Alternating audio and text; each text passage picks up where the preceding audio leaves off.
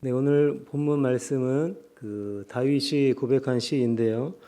여러분들은 오늘 본문에서와 같이 이런 탄식 섞인 무릎을 해 보신 적이 있습니까?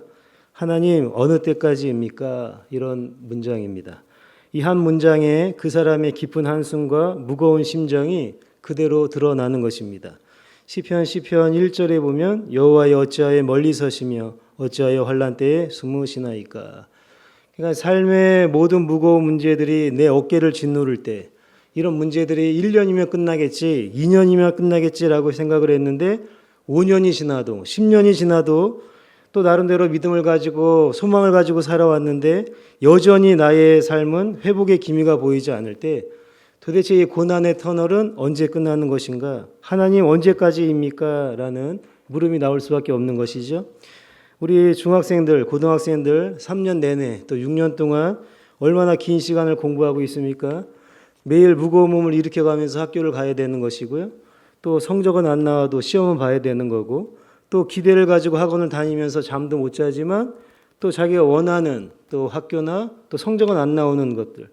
그러니까 그 중고등학교 시절에 에너지는 펄펄 넘치는데 그 에너지를 눌러가면서 공부를 해야 되고 또 대학을 자기가 원하는 대학에 못 가게 되면 재수라도 할 때 되면 새벽 1시, 2시 돌아오는 것은 뭐 허다한 일이죠. 그럴 때 한숨이 절로 나오는 것입니다. 이것이 언제 끝나는 것인가? 또 남자들은 청년들 군대 갔다 왔을 때 국방부 시계는 흘러가지 않는 것 같습니다. 그리고 청년들이 군대 갔다 오면 끝나느냐? 또 대학을 졸업해야 되고 취업을 희망하면서 그 좁은 관문을 통과해 보겠다고 경쟁자가 너무나도 많이 있는 것이죠. 우리나라 65% 정도가 공무원 시험을 준비한다고 하는데요.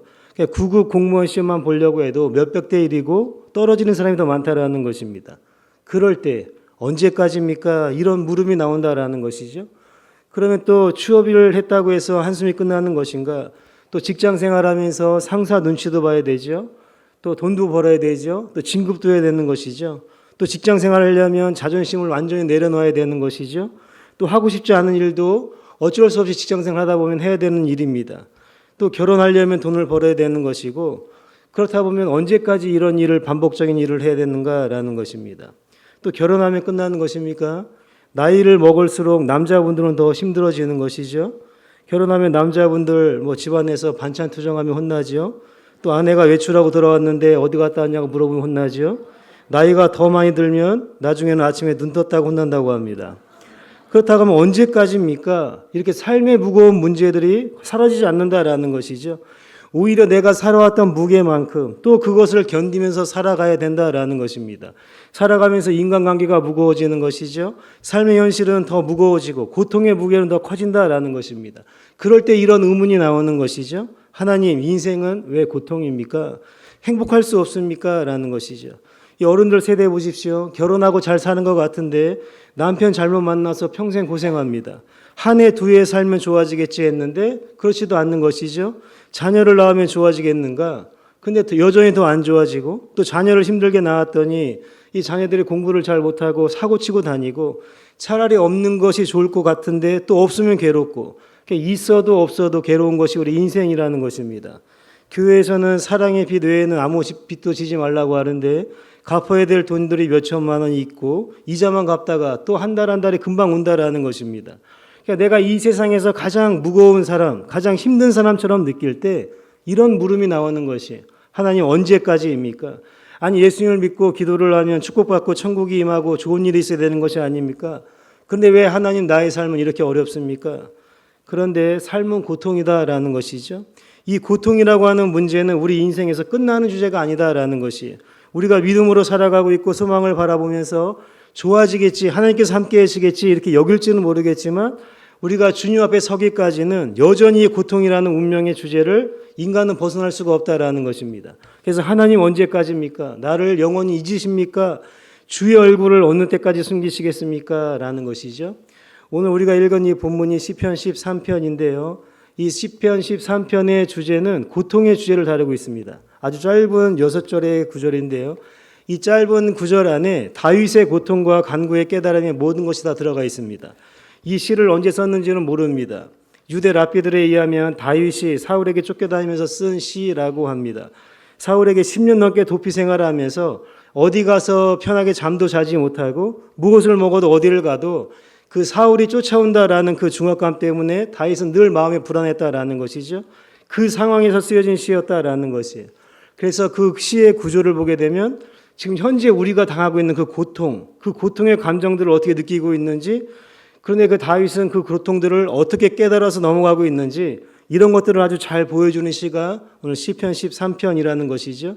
얼마나 힘들었는지 어느 때까지입니까? 이 말을 1절, 2절에서 4번이나 반복하고 있습니다. 1절, 2절 보면 여호와의 어느 때까지입니까? 나를 영영히 잊으시나이까? 주의 얼굴을 나에게서 언제까지 숨기시겠나이까? 내가 나의 영혼을 경영하고 종일토록 마음에 근심하기를 어느 때까지 하오며 내 원수가 나를 쳐서 자긍하기를 어느 때까지 하리이까? 그래서 3절과 4절에서 이 두려운 감정을 드러내면서 기도하더니 갑자기 5절과 6절에서는 기쁨과 찬송으로 끝나게 되었습니다. 나는 오직 주의 인자하심을 의뢰하였사오니 내 마음은 주의 구원을 기뻐하리이다. 내가 여호와를 찬송하리니 이는 나를 후대하심이로다. 이 13편의 구조는 우리가 어느 때까지 이런 일을 당해야 됩니까? 라는 고통과 그 고통의 감정을 어떻게 빠져나와서 극복해야 되는가라는 주제를 다루고 있는데요. 이 영국 찰스 스펄전 목사님 이런 말을 했습니다. 그 고난 자체가 불행한 것이 아니라 고난을 극복할 의지를 잃은 것이 진짜 불행한 것이다. 그러니까 고난과 고통의 문제가 있는가 없는가, 고통이 와도 넘어지지 않는 강한 인간인가, 이것이 중요한 것이 아니라 고통이 찾아왔을 때 다시 일어나려고 하는 자세를 가지고 있는 사람이 더 중요하다라는 것이죠. 그러니까 고통이 왔을 때, 고난이 왔을 때 그러한 고통과 고난들을 이겨낼 수 있는 지혜와 태도를 어떻게 다루고 있는가, 그것이 오늘 말씀의 핵심이 된다라는 것이죠. 그렇다면 우리는 이 고난의 문제를 어떻게 넘어가야 되겠습니까? 다윗이 깨달았던 이 말씀들을 우리가 함께 나누려고 하는 것입니다. 오늘 3절 말씀 보면 여호와 내 하나님이여 나를 생각하사 응답하시고 나의 눈을 밝히소서 두렵건대 내가 사망의 잠을 잘까 하오며. 지금 다윗이 두려움 속에서 하나님께 간구하는 내용이 나오는데요. 근데 다윗이 기도하는 내용이 조금 이상합니다. 우리의 상식과는 조금 맞지가 않는 것이, 지금 다윗의 문제는 다윗을 힘들게 하는 원수들을 위해서 기도하는 것이죠. 그런데 기도하는 거 보니까 내가 나의 영혼을 경영하고 종일토록 마음에 근심 어느 때까지 하며 내 원수가 나를 쳐서 자긍하기를 어느 때까지 하리이까? 그러니까 지금 다윗은 그 원수 때문에, 대적자들 때문에 번민하고 근심하고 있는 문제를 당하고 있는 것이, 여러분 같았으면 어떻게 기도하시겠습니까? 여러분하고 아주 원수지간이 있는 사람들, 아주 너무 힘든 사람이 있으면 어떻게 기도하겠습니까? 저 사람 좀 없애주세요, 이렇게 기도할 수 있는 것인데 지금 다윗은 그런 식으로 기도를 하지 않았다라는 것이, 이 기도를 보십시오. 3절에 여호와 내 하나님이여 나를 생각하사 응답하시고 나의 눈을 밝히소서 두렵건대 내가 사망의 잠을 잘까 하오며 두렵건대 나의 원수가 이르기를 내가 저를 이겼다 할까 하오며 내가 유동할 때에 나의 대적들이 기뻐할까 하나이다. 여기 보니까 저 사울 좀 없애 주세요 이렇게 기도하는 것이 아니라 나의 눈을 밝혀달라고 기도하고 있습니다. 히브리 원문에 보면 이 눈을 빛나게 하다, 눈을 밝아지게 하다라는 오르라는 단어를 썼는데요. 빛이 있으라 할 때 그 빛, 오르, 내 눈에 빛의 창조가 일어나서 지금 내 눈에 그 하나님의 창조 역사를 보여달라는 것이에요. 시편 19편 8절에 보면 여호와의 교훈은 정직하여 마음을 기쁘게 하고 여호와의 계명을 순결하여 눈을 밝게 하는도다. 그러니까 지금 원수가 나를 힘들게 하고 있을 때 그 원수를 해결해달라고 하는 것이 아니라 지금 다윗은 나의 눈을, 창조의 역사가 일어나서 눈을 밝게 해달라고 기도하고 있다는 것이, 지금 다윗은 자기가 어디에 있다고 느끼고 있습니까? 어둠 속에, 무지 속에 눈을 감고 있는 것처럼 자신이 죽은 것처럼 있다고 발견하고 있는 것이에요. 이것이 다윗이 당하고 있는 고통의 무게입니다. 두렵건대 내가 사망의 잠을 잘까 하오며. 여기서 이 썼던 단어를 보니까 나른하다, 로근하다, 잠들다라는 야센이라는 단어를 썼는데, 이 단어는 하나님께서 그 아담을 깊이 잠들게 할 때, 그때 죽은 것 같은 상태가 되었을 때 이 단어를 썼거든요. 근데 이 죽음이라는 단어 앞에 정관사를 썼습니다. 그래서 그 죽음, 그 사망 속에 잠들어 버리는 것, 지금 그것이 두렵다라는 것이에요. 그러니까 지금 사울 때문에 너무나도 힘들고 내 인생이 비참한데, 그 사울 때문에 비참한 것이 아니라 그 사울이라는 인물 때문에 내가 혹시 하나님을 바라보지 못할까 봐, 내가 하나님의 은혜를 발견하지 못하고 사망의 잠을 잘까 봐 지금 그것이 두렵다고 기도하고 있다라는 것이에요. 그러니까 나를 공격하고 있는 원수가 아니라 그 죽음 속으로 잠들어 버리는 것, 그것이 두렵다고 기도하고 있다라는 것이에요. 내 눈은 지금 어두워져 있습니다. 나는 지금 영적 무지에 빠져 있습니다. 내 영혼이 죽어가는 것을 모르고 있습니다. 지금 내가 하나님과 멀어지고 있고 하나님의 말씀이 내 안에서 확인되지 않고 예전에는 하나님과 나와 친밀한 관계를 느꼈는데 이제는 그 친밀함을 느끼지 못하고 사망으로 떨어질까 봐 그것이 두렵습니다.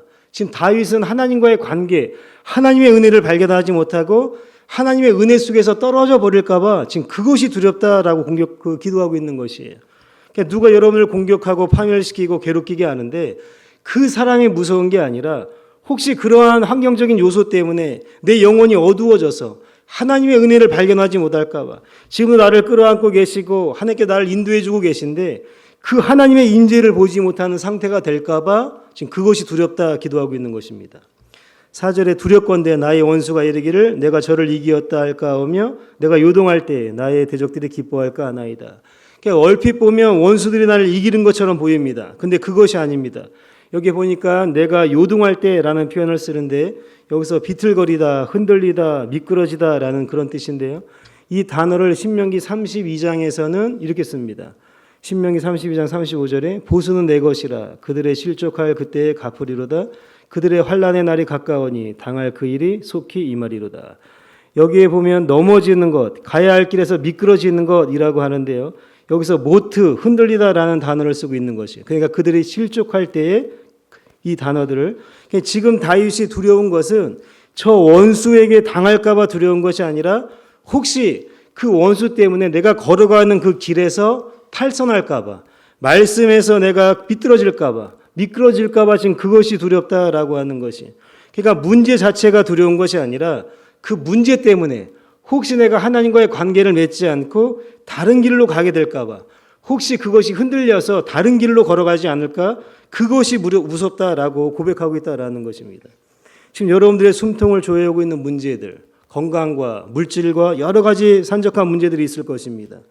그럼 그때 여러분들 어떤 고통을 받고 있습니까? 그런 문제 때문에 고통을 받습니까? 아니면 그 고통의 무게에 눌려서 기도하지 못하고 예배하지 못하고 하나님과 관계가 멀어지는 것에 고통을 받고 있습니까? 다윗은 지금 하나님과 멀어질까 봐 혹시 내가 그러한 문제들 때문에 사울 때문에 내 영혼이 하나님의 음성을 듣지 못할까 봐 혹시 내가 하나님의 길에서 다른 길로 탈선할까 봐 그 깨어있는 영성을 가지고 두려워하면서 기도하고 있는 것이 다윗이라는 것이죠. 사도 바울도 이런 고백을 했습니다. 고린도 교회 서신을 보내면서 아주 말할 수 없는 핍박을 당하면서 담아낼 수 없는 고난을 이야기하면서 이런 이야기를 하죠. 고린도후서 1장 8절에 형제들아 우리가 아시아에서 당한 환난을 너희가 알지 못하기를 원치 아니하노니 힘에 지나도록 심한 고생을 받아 살 소망까지 끊어지고 우리 마음에 사형 선고를 받은 줄 알았으니 이는 우리로 자기를 의뢰하지 말고 오직 죽은 자를 다시 살리시는 하나님만 의뢰하게 하심이라. 너무나도 힘들었다라는 것이 힘에 지나도록 심한 고난을 받아서 살 소망이 끊어졌다라고 하는 것이 사형 선고를 받았다고 합니다.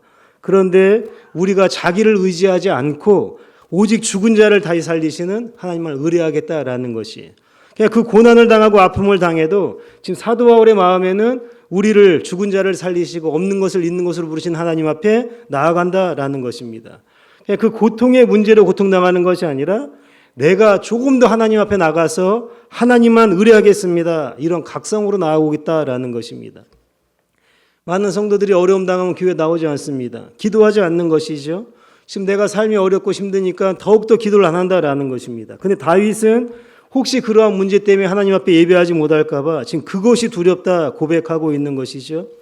여러분들은 삶이 꼬이고 인생이 어려울 때 여러분들의 마음대로 되지 않을 때 어떻게 하시겠습니까? 직장도 안 되고 사업도 안 되고 인간관계도 안 되고 제대로 그 돈벌이도 안 되고 여러 가지 자녀들의 문제도 형통하지 않는다고 했을 때 어떤 이야기를 하시겠습니까? 상황이 안 좋다, 또 여러 가지 힘들어 죽겠다 이런 이야기를 하시겠습니까? 다윗과 같이 이러한 지혜를 얻으시기 바랍니다. 먼저 내 영혼이 무지의 구름 속에 갇혀버리는 것이 아닌가. 문제가 내 몸에 꽉꽉 묶여서 양심도 굳어지고 기도의 영성도 잃어버리면서 하나님을 잃어버리는 것이 아닌가. 나도 모르게 진리의 말씀에서 탈선해서 혹시라도 그러한 세상적인 것에 눈을 돌리면서 혹시 나를 도와줄 사람이 없는가, 찾아다니지는 않는가, 그것을 두려워할 줄 알아야 된다라는 것이죠. 우리의 인생의 문제는 없어지지 않습니다. 늙고 병들고 아무리 경쟁하고 애쓰고 해도 결과적으로 죽는 것입니다. 이것은 엄연히 인생의 문제라는 것이죠. 그 고통의 문제를 회피하거나 거절할 수 없는 절대적인 하나님께서 놓으신 운명이라는 것이에요. 한번 죽는 것은 사람에게 정해진 것입니다. 기도 많이 하고 교회에서 충성 많이 한다고 해도 그 고통의 무게는 덜어지지 않는다라는 것이에요. 많이 충성하고 헌금 많이 낸다고 하나님께서 그 죽음을 피해 줄 사람 아무도 없다라는 것이에요. 아무리 기도 많이 해도 병들고 늙고 죽는 것입니다. 고통의 문제를 피해갈 수가 없다라는 것이. 우리는 그런 문제들 속에서 살아간다라는 것이에요. 근데 정말 중요한 문제는 무엇인가? 내 눈이 흐려지지 않는 것이 중요한 것입니다. 내 영혼이 무지의 잠에 빠지지 않는 것이 중요하다라는 것이. 하나님과 동행하는 길에서 탈선하지 않는 것. 그렇게 깨어서 하나님과 깊은 관계 속에서 영혼의 눈을 번쩍이고 이 사망의 골짜기를 당당하게 걸어갈 수 있는 사람들. 그 사람들이 바로 하나님의 사람, 예수님의 사람이라는 것이죠. 여러분, 문제의 본질을 붙잡으십시오. 언약 밖에서는 아무것도 아닌 인생입니다. 언약 안에 들어와 있을 때만 하나님의 언약의 백성이 된다라는 것이죠.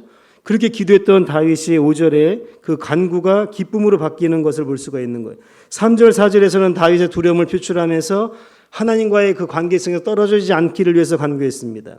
근데 5절로 올라가니까 기쁨으로 그 고백을 하는 모습을 볼 수 있는데요. 처음에는 어느 때까지입니까? 라고 했던 이 탄식을 5절에서는 나는 오직 주의 사랑을 의지하여 싸우니 나의 마음은 주의 구원을 기뻐하리이다. 나는 오직 주의 사랑을 의지하였다 이렇게 고백하고 있는데요. 여기서 주의 사랑이라는 단어를 헤세드라는 단어입니다. 이 단어는 사랑이라는 뜻이 있는데 자비, 은혜라는 단어입니다. 그냥 사랑, 그냥 자비가 아니라 예수 그리스도 안에서 언약 안에 있는 사랑, 그러니까 울타리 안에 있는 사랑을 이야기하고 있는 것이에요. 그러니까 하나님의 언약의 안에 있는 사랑이라는 것이죠. 그것을 헤세드라고 합니다. 하나님께서 아브라함에게 이삭과 야곱에게 주셨던 그 약속, 이스라엘을 하나님의 백성으로 삼으시겠다고 하는 그 언약 안에서 있는 사랑, 그것이 헤세드라는 것이죠. 그리고 의지하였다라는 말이 1인칭 단수 능동형이면서 완료형으로 쓰고 있습니다. 그래서 어떤 동작을 내가 능동적으로 완료했다 그런 뜻이거든요.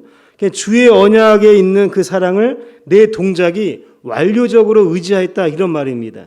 이미 나는 하나님의 사랑을 완전히 그 사랑 안에 머물고 있습니다. 지금 이런 이야기를 하고 있는 거예요. 그러니까 하나님의 사랑이 있는데 나의 고통도 있는 것이에요. 근데 그 고통 안에서 하나님의 사랑을 내가 의지하면서 그 하나님의 사랑 안에서 나의 모든 삶이 머무르고 있습니다. 그 머무르는 것은 계속 이어지고 있지만 하나님의 사랑이 내 안에 있는 것은 완료가 되었습니다. 지금 그런 이야기를 하고 있다라는 것이에요. 다윗은 자신의 신앙의 기억을 되살리는 것입니다. 그러니까 어떻게 고백이 이어지는 것입니까? 나의 마음은 주의 구원을 기뻐하리이다. 그러니까 기뻐한다라는 표현을 능동 미완료형으로 써요. 그러니까 앞에서는 완료형으로 썼는데 내가 그 사랑에 완전히 머물렀습니다. 완료형으로 썼는데 기뻐한다라는 그 단어를 능동 미완료형으로 써요. 그러니까 내 기뻐한다라는 것이 완료가 되지 않았다라는 것이. 그러니까 무슨 뜻입니까?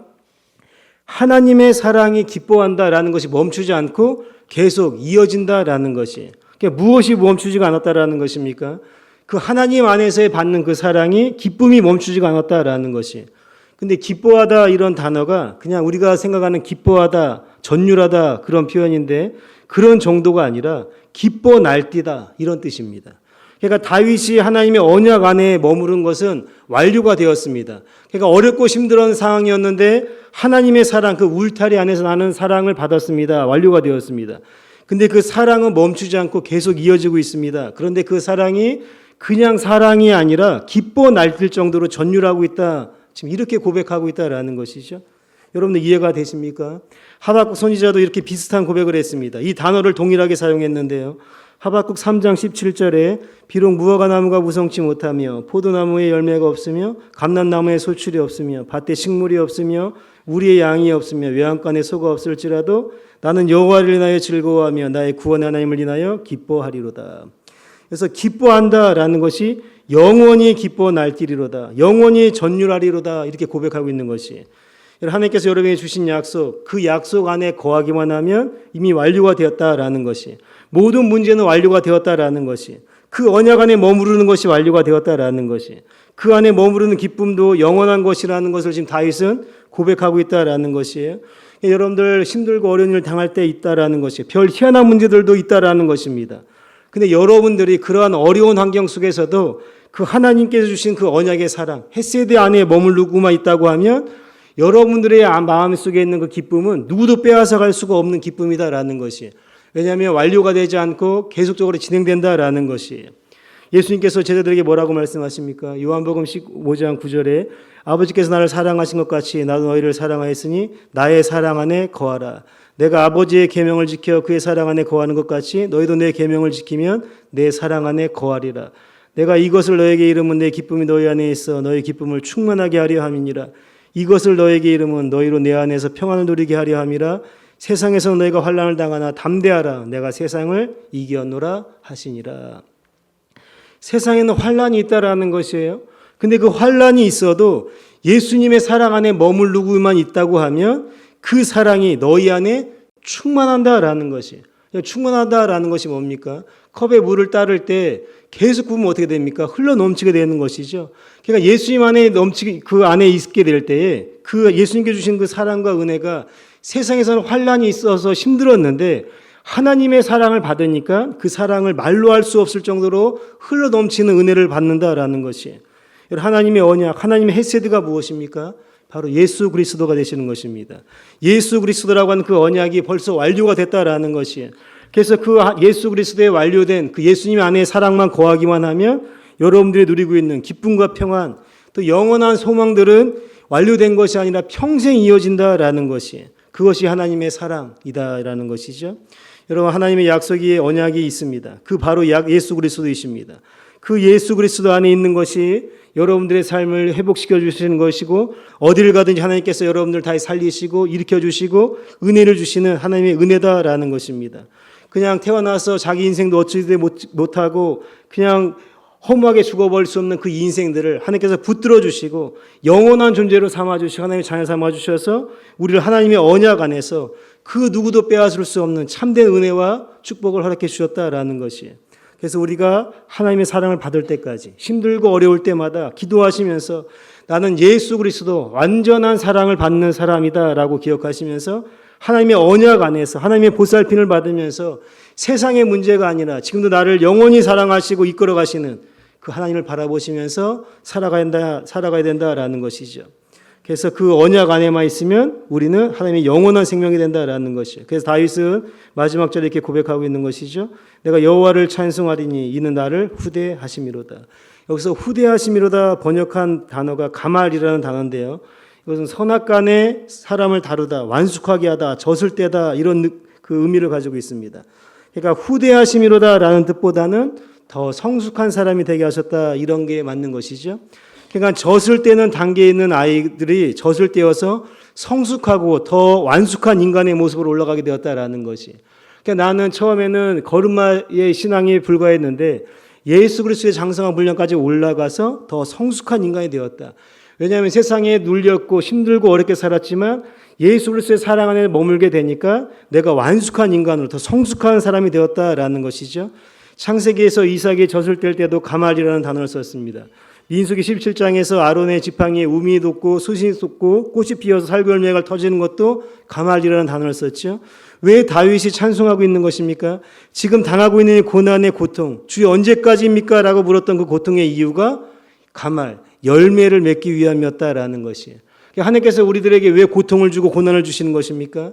그 그리스도의 장성한 분량까지 올라가게 해서 하나님의 주권적인 섭리 속에서 우리를 통째로 사로잡아서 하나님의 역사하신 가운데 우리를 사로잡아서 하나님의 충만한 은혜를 주시기 위해서 우리들에게 이러한 고난과 시련을 주신다라는 것이죠. 여러분들 하나님의 은혜의 분량에 우리가 올라갔다라고 하는 것은 어떻게 되겠습니까? 이제는 세상의 눈을 돌리는 것이 아니라 예수 그리스도의 그 언약의 약속의 말씀을 바라보는 것입니다.